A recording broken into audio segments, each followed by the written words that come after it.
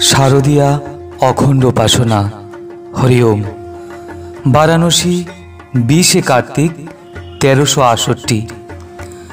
কল্যাণীয়েশু স্নেহের বাবা, আমার প্রাণ ভরা স্নেহ ও আশিস নিও।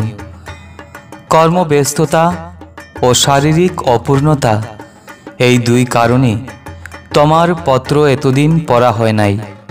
অদ্য পাঠ করিলাম। দুর্গোৎসব, কালী পূজা, লক্ষ্মী পূজা বা সরস্বতী পূজা ইত্যাদি সবই ভালো। তার পক্ষে ভালো যে ওই দেবতার বীজে দীক্ষিত হইয়াছে, যে অখণ্ড মন্ত্রে দীক্ষিত হইয়াছে, তার পক্ষে 3 দিন ব্যাপী শারদীয়া অখণ্ড উপাসনাই শ্রেষ্ঠ এবং কামনীয়।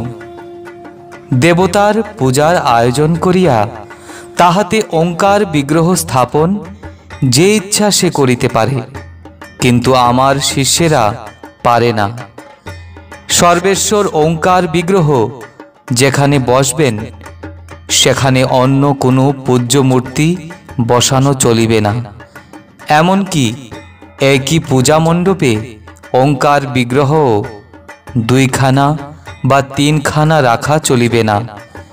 ইহা গুরুবাক্য, ইহাকে লঙ্ঘন করা চলে না। আমাকে প্রণামীর টাকা দিয়া খুশি করা যায় না।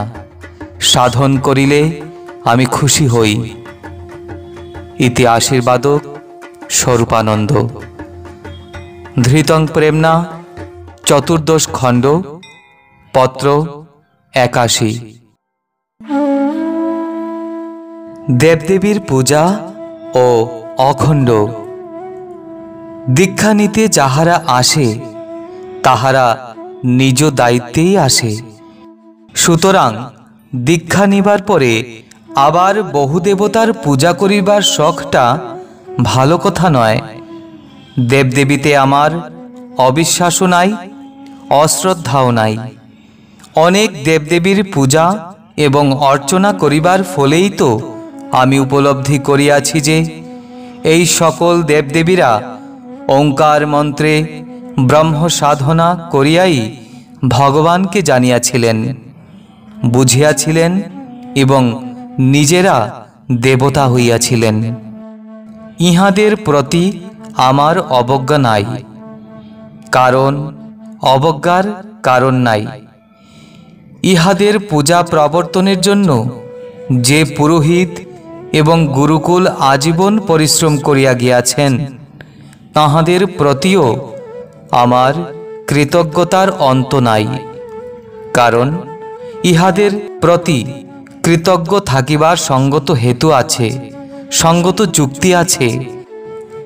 কিন্তু আমার নিকটে অখণ্ড মতে দীক্ষিত হইবার পরেও তোমরা নানাবিধ দেবার্চনায় মত্ত থাকিবে, ইহার অর্থ আমি বুঝি না। ওঙ্কার মন্ত্র উচ্চারণ করিতে করিতে কালীর ধ্যান করা যায়, কৃষ্ণের ধ্যান করা যায়, এমনকি যিশু বা বুদ্ধেরও ধ্যান করা যায়।